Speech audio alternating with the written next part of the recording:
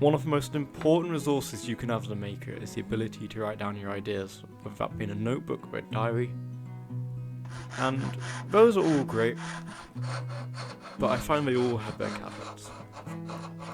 I find when working in a workshop using post-it notes, the adhesive gets dirty and they collect sawdust. However, with diaries, they're quite large on the workbench and you have to make sure you keep them open.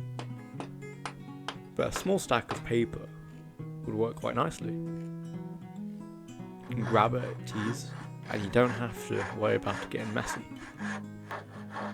And it just happened I got given a stack of paper, so I decided to make a paper holder to keep track of it.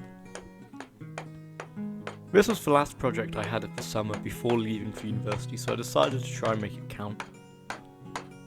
I wanted to practice doing half-blind dovetails, which I'd learnt about recently and I'd never tried before. These joints are like dovetails, but they only show one face. They were traditionally used in drawers and old pine furniture, and they would be done by the apprentice and they were considered quite cheap at the time. When starting them off, I thought they'd be quite difficult, but it turned out they're a lot more easy than I thought. As you only have to worry about one face, you can kind of just tear them out as much as you want afterwards, and that gets them done quite quickly. The dovetails themselves are the exact same, it's where the pins are made which is the difference. You saw out the start of the edges, and then you chisel the rest out. Whether it's with end grain or side going grain, it's both easy. But it was still not my best work.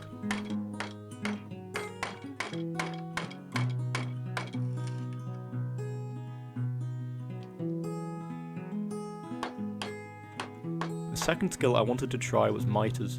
On the back side of the paper holder, the wood was still a bit thin, so I couldn't use a plane to plane it down or a saw, so I chose to use a chisel.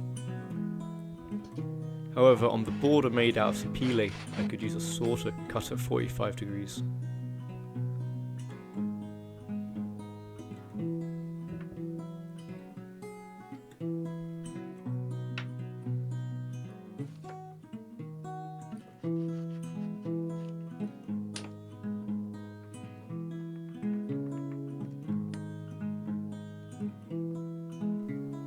To hide the mess of my joinery, I use wood glue and sandpaper to fill in the gaps.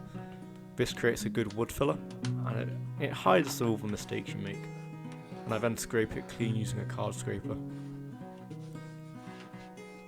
I finished the piece using tung oil, which is a natural oil and is food safe. It also makes the grain pop and look very nice. I tested that it fit the paper and it did, and it worked a charm.